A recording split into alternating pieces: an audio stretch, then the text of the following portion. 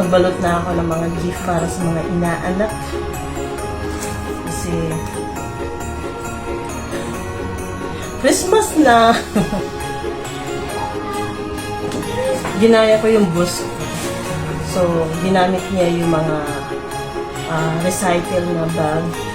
Hindi Christmas.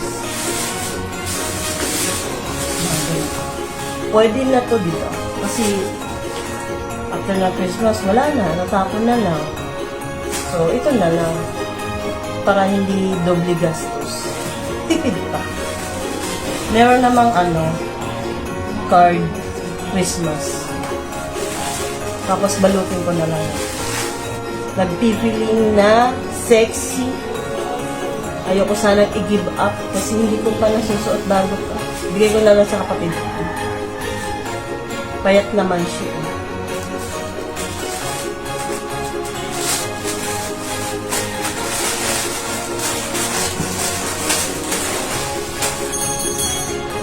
Pwede na to. Marcus Spencer.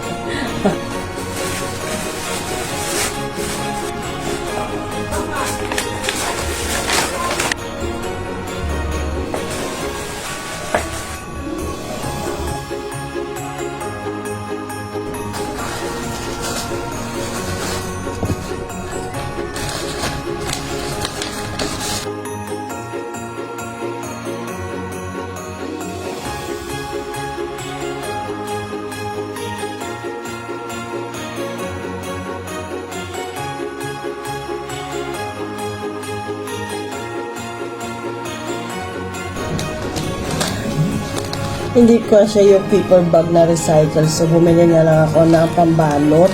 At dito na lang yung sa mga inaanak. At sa mga hindi inaanak, dito na lang.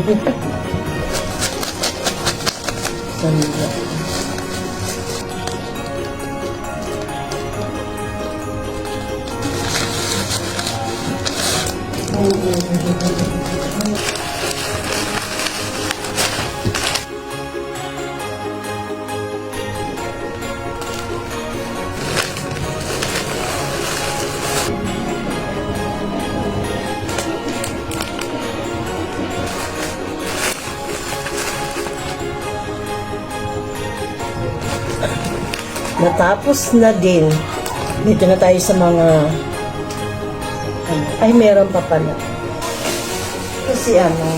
Kasi kulang. Bumili ako ng dalang hita kasi bumili ako ng dalang hita dahil hindi magandang pakiramdam.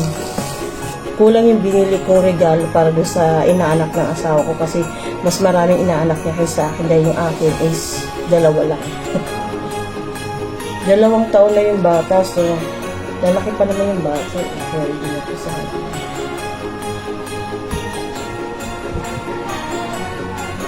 Dalawang pera.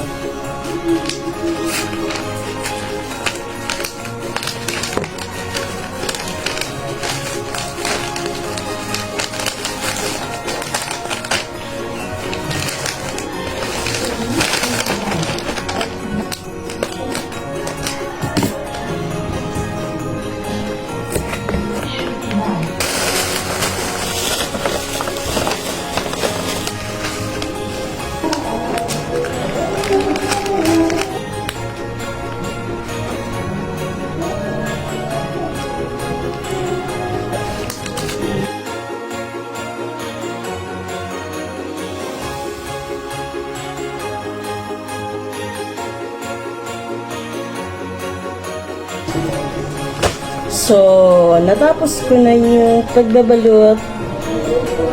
May 1 oras mahigit na rin.